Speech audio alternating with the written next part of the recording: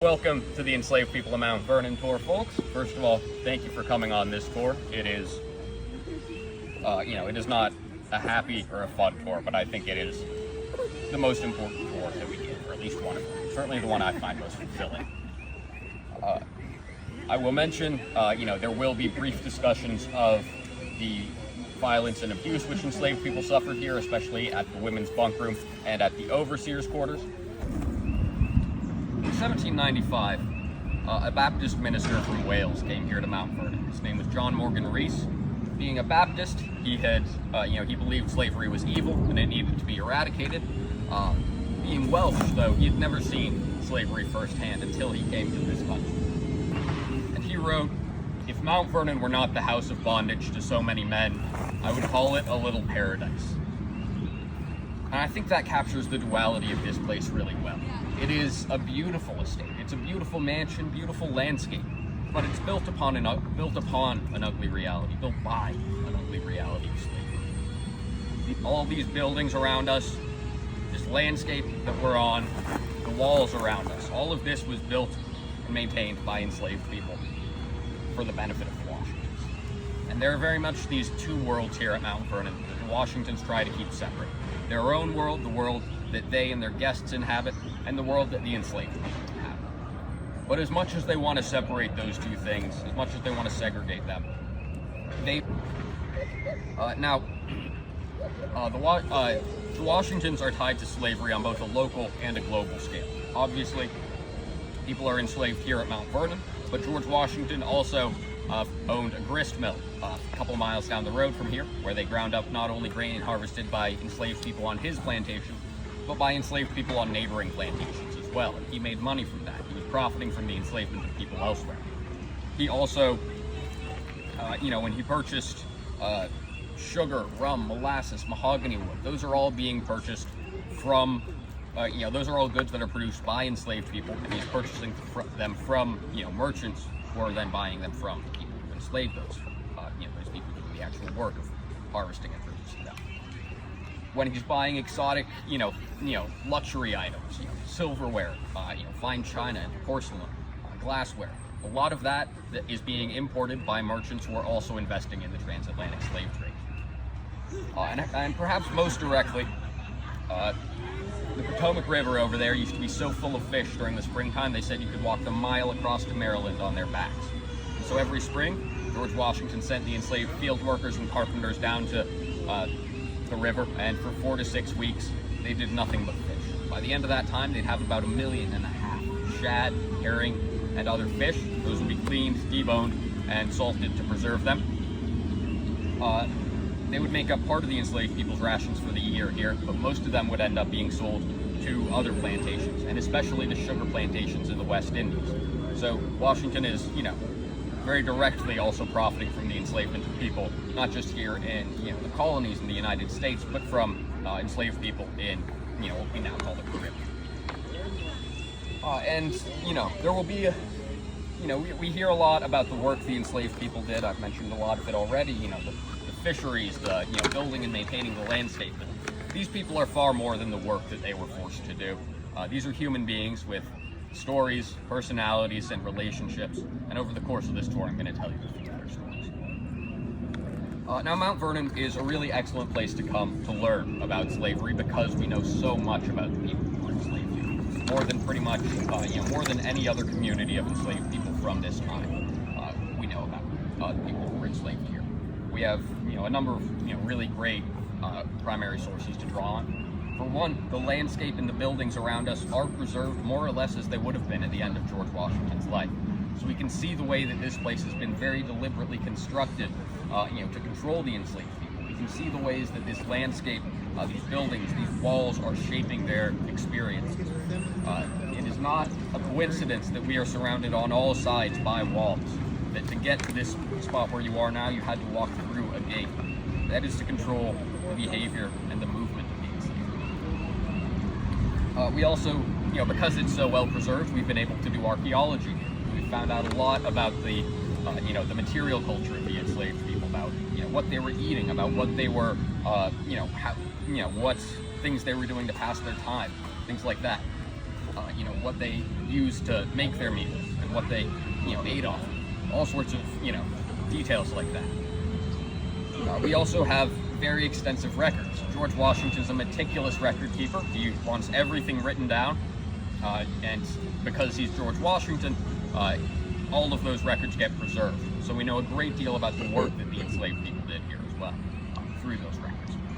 And then we have accounts from people who come here from guests, from people like John Morgan Rees, who come here and write about what they see. And especially the Europeans who've never seen slavery before will write a lot about slavery and about what they see here among the enslaved.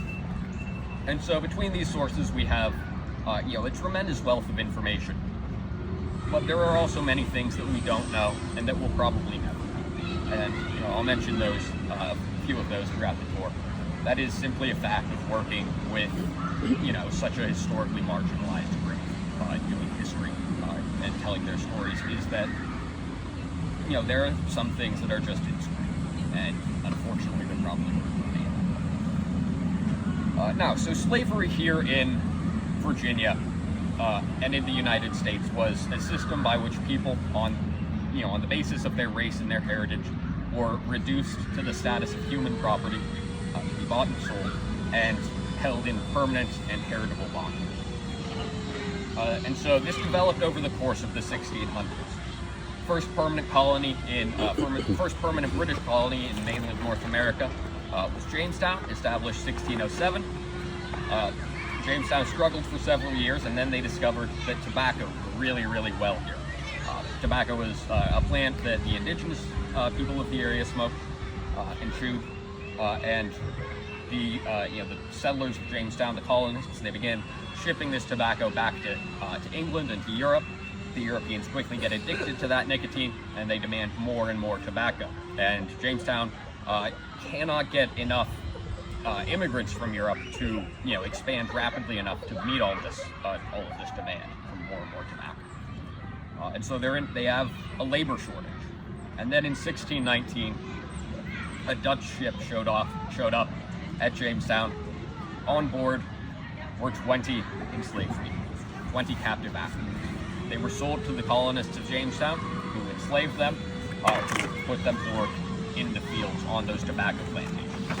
These are the first enslaved people in British North America, and over the course of the 1600s and really into the 1700s, slavery will develop into that system that we know of today. Virginia passes laws that make it illegal for a black person, free or enslaved, to testify against a white person in a court of law. They pass laws that say that an enslaved person cannot be emancipated without direct permission from the governor. They pass laws that make it illegal for they pass a law that takes a legal doctrine called partus sequitur ventra, normally applied to livestock. It means that which is born follows the womb, and they apply it to human beings. This means that if an enslaved woman gives birth to a child, regardless of who that child's father is, it will be the property of whoever enslaved its mother. They are treating human beings as livestock. And perhaps most horrifying is a law passed in 1681 that says, essentially, if an enslaved person is beaten as a result, as a punishment, and they die as a result of their wounds, as long as this is not a clear-cut case of murder, not only will the person who beat that enslaved person face no consequences for their actions, but whoever owned that enslaved person will receive compensation from the state for the loss of their property. And this is, I think evidence that the state, the government itself, is very directly invested in the violence, in perpetuating the violence that is used to keep enslaved people subject. And this is the world that George Washington is born. In 1700, a few years after his father's birth, enslaved people make up 1/12 of Virginia's population. By 1763, when George Washington's 31, at the end of the French and Indian War, enslaved people make up fully half of Virginia's population. And slavery here here in British North America takes on a little bit different of a form than it does in the West Indies. Essentially, in the West Indies, on those sugar colonies, they are working 16, 18-hour days under the hot Caribbean sun. They are, the enslaved people there are forced to, labor pretty much relentlessly on these very large plantations that often, that almost all of them have at least 100 enslaved people on them. Some of them have over 1,000. And so, they're packed very densely in their quarters, and these conditions are ripe for disease to spread. As opposed to that, here in Virginia and in British North America, enslaved people are generally in smaller groups on the plantations. They're a little bit more spread out. The average enslaver owns usually between 1 and 20 enslaved people. George Washington very much an exception in this regard, but that's really it's really only the scale of Mount Vernon that's exceptional. In most other ways, we believe it is fairly typical of an 18th century wheat plantation.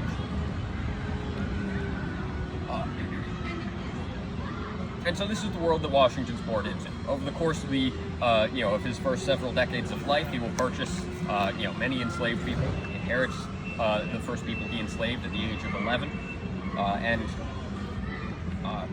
and so by the end of his life, 1799, that's when we present everything here at Mount Vernon. Mount Vernon, he'd expanded his land to 8,000 acres, and there are 5 farms on this land. And spread out across these 5 farms, 339 people. 5 members of George Washington and Martha Washington's families, 17 hired laborers and their families, and then 317 enslaved men, women, and children, who of course had very little choice but to live here. And these enslaved people were spread out across those 5 farms. You see those marked in these rows here. 88 enslaved people here on what we call the Mansion House Farm, where we are right now. That's this yellow one down in the middle here. And the remaining 229 are spread out across the 4 other farms. Most of the enslaved people on the Mansion House Farm are skilled laborers, craftsmen of some sort who are, blacksmiths or carpenters or gardeners. As opposed to on the outlying farms, most of the enslaved people are working in the fields, and most of those people working in the fields are enslaved women. So there is kind of a gender disparity between Mansion House Farm and the other farms. And you'll also notice that the enslaved people are split up into these 3 columns. These indicate the legal ownership status of them. 41, George Washington rented from neighbors in the area. He paid for their labor. He did not pay them. He paid the people to whom they belonged as property. 123 belonged to George Washington directly. He either bought or inherited them, or their mother's mother, etc. And then 153, just under half, belonged to the estate of Martha Washington's first husband, Daniel Parke Custis. He died suddenly and without a will, and so Martha Washington, under the common law of the time, she was legally entitled to 1/3 of his estate to use for her lifetime. She did not own that property, nor the enslaved people who constituted a large part of that property, but she did have the right to use them for her lifetime. Upon marrying her, George Washington also gained these rights. But legally, they do not own them. Upon the deaths of George and Martha Washington, these 153 people will be split up between her 4 grandchildren, the heirs to the estate. Now, I'm going to bring us on across the Bowling Green. As we do so, I'll tell you a little bit about this space. So, this is the Bowling Green, sometimes called one of the first lawns in the United States. George Washington gets home from fighting for 8.5 years in the American Revolution, and he decides he wants a house that's a little bit more, fitting of a man of his wealth and his notoriety. So he chooses to take a note out of, what's popular with the Europeans at the time. Very wealthy landowners in Europe will have these large swaths of land right in front of their house dedicated to nothing but leisure. Just these fields of grass. This is not making Washington any money, but it is a statement of how much wealth and how much land he has that he can afford to dedicate over 2 acres right here to nothing but leisure. And the enslaved people, of course, are the ones responsible for creating and maintaining this space. They had big stone rollers that they push across the ground to flatten it out, to crush any stones that might dull their scythes, with which they'd then come through and, cut the grass to a nice even level. But they are not supposed to be on this land. If the enslaved people, if they don't have a job to do, they are not supposed to be here on the Bowling Green. They're allowed to pass by on these paths, but under no circumstances, unless they are those gardeners, are they allowed to be on this grass. One enslaved person we know of took 1 footstep on this grass, and they were beaten as a punishment for this. This is how severely and how violently these boundaries are regulated. Like the Bowling Green, Did they have to bring in fertilizer and stuff to scrape the lawn or filling? so most of the fertilizer is being made here with like manure from the draft animals and things like that. So they didn't have to import it, but it is being made here. They are using it. Okay. So we're heading now into the upper garden, and again, this is a space for the Washingtons where enslaved people are not to be if they are not doing work. They created this space. They hauled gravel up from the river. They tended to these hedges. They planted and tended to these, and they also would have been in charge of the exotic tropical plants that George Washington had here, like sago palm trees, aloe veras, and citrus trees. This is, again, a demonstration of Washington's status, how much land he has, how much wealth he has. He can dedicate all this land to nothing but leisure. And it's a space where he would, receive and entertain guests at times. It is, we've moved the exotic tropical plants back out. This is, they weren't here yesterday, so that's a great sign. Sago palm trees, citrus trees over here. I don't know where we put the aloe vera. But obviously these, tropical plants cannot survive the somewhat cold Virginia winters. As such, Washington had the greenhouse built. It has these big windows facing south, let in as much light as possible. But that's not going to keep this warm, throughout the day. And so, beneath the floor of this building, there are flumes that lead to a stoveroom on the opposite side of this white wall. And in that stoveroom, an enslaved person, usually either a child or someone who was disabled, they would be keeping a fire burning 24/7, all the way from late fall to early spring. We know that in 1799, the man responsible for that was an enslaved man named Lame Peter, to differentiate him from the other enslaved people named Peter. And so this is, once again, a show of Washington's status. This also, though, puts the enslaved people in danger, especially, sleeping next to an open fire is never a great idea. And especially because the wings to this building, which, where the greenhouse is so open and public facing, these wings are closed off and very concealed. These are the wings, these wings are the quarters for the enslaved people, which only exacerbates the danger. And this structure did burn down in 1835, we believe, due to, a fire in that stoveroom getting out of control. So we have these kind of two dual impulses here at Mount Vernon. On the one hand, they have there's this clear desire to conceal the enslaved people from the guests as much as possible. Washington knows that, seeing the conditions the enslaved people live in, especially, will change the way that the guests view him. A Polish nobleman who came here in 1797, Julian Ursin-Minchewicz, wrote that, the conditions that the enslaved people live in are so dreadful and so pitiful that, even the poorest serfs in Poland have far better conditions that they're living in.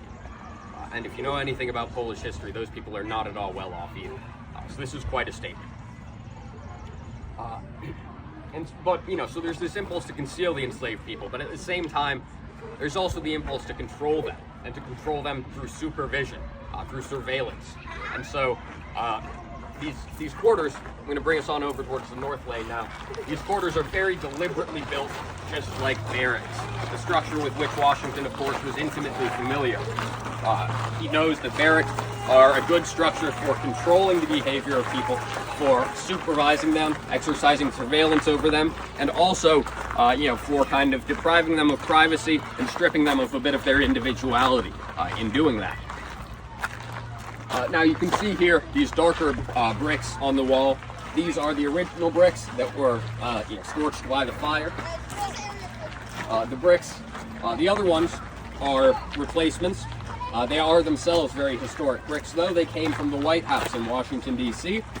When Harry Truman was renovating the White House in 1950-51, he kindly donated these bricks to us to be used here. There are a couple points where you can actually reach out and through time and across history touch the fingerprints of the enslaved person who made that brick and who grabbed it just a little bit too soon before it was done hardening.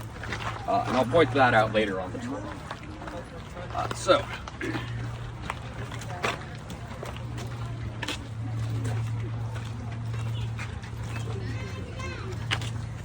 All right.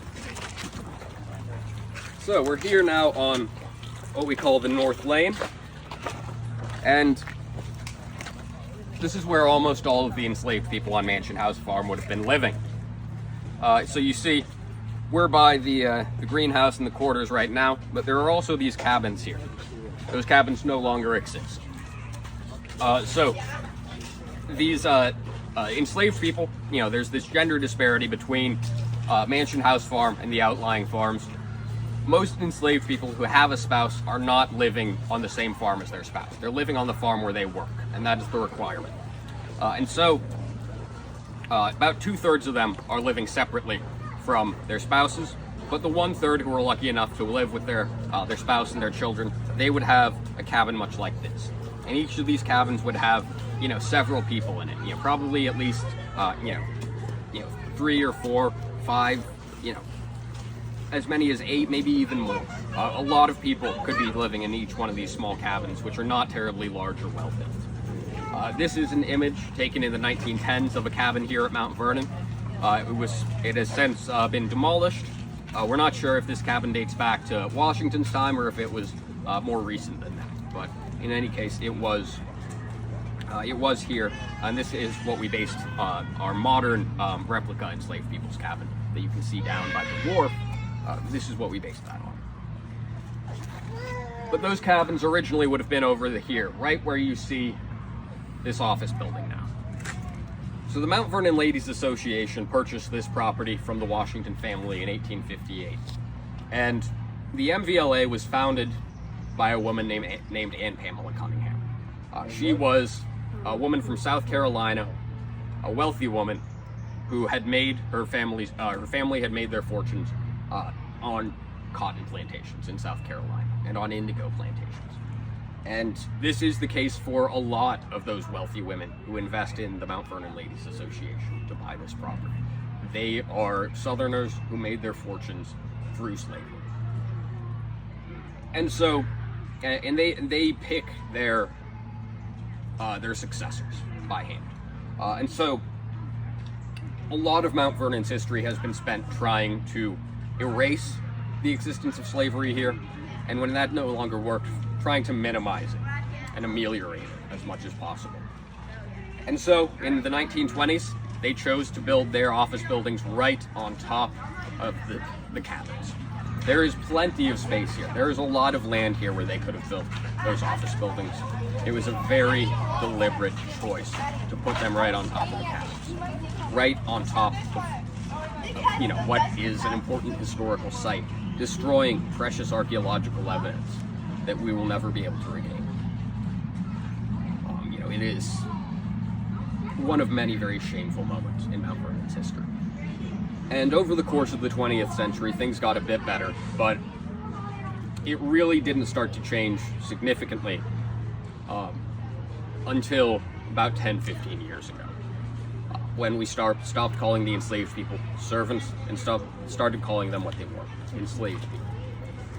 When we stopped spreading the lie that George Washington was a good slave owner. as if anyone can own a human being as property and be good in that world.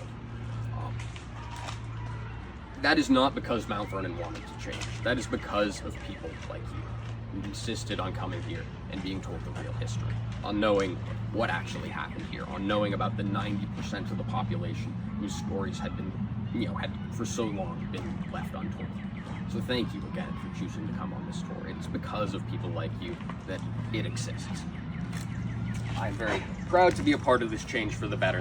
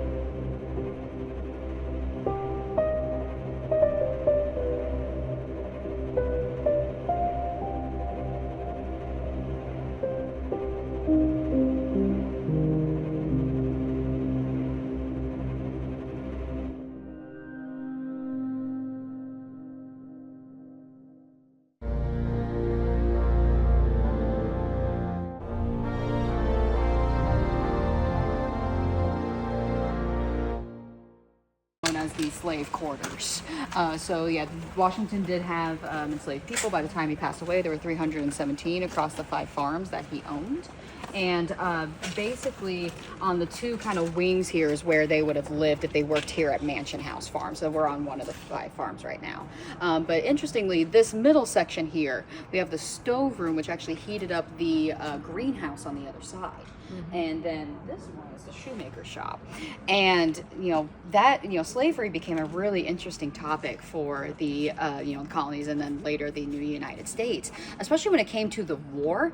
We had, 5,000 black troops fighting in the Continental Army, but the Brits are offering, freedom to any enslaved person in the colonies who could get to their side. And that did affect Mount Vernon here. So on the Potomac River, there was a HMS Savage. That was one of the British warships. They came up the Potomac, recognized whose house this was, and asked Mount Vernon to surrender.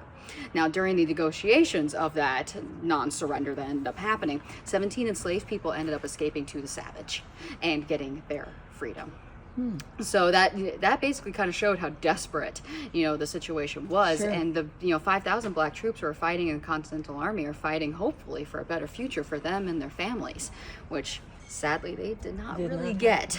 Did British have any slaves? The Brits, so they, it was more so that they were offering the freedom to the colonists' slaves. They did have slavery still at this time. Yeah, and but basically, that was kind of a way they thought would upend the army and the economy of the colonies. It's like, well, if you don't have your enslaved people to work your land, then who's going to fight for you? Kind of thing. So. The name of the river is? The Potomac River. And the state that's over there? Maryland. We've been at George Washington's Mount Vernon, listening to various bits of information about the enslaved people and other things, and I want to show this specifically to Rich. I will hold on to this and probably put this in the video. This is the Potomac River, and I was wondering at another location as to why there were very large power boats. And you can see that it's definitely possible to enjoy yourself, to go for hundreds of miles, maybe not 100, but that's all it takes to get out to the ocean. But I don't think anybody cares to do that. Let's look at this again. Actually, there's a boat out there I saw. So amazing, it's amazing. And they're working on it. I mean, I have other pictures and videos and this kind of thing. This was the mansion that they're working on. And we're here at the right time, because I think some of it is going to be, closed down for a bit. For several years. Yeah, for several years, so we're lucky. So here you go.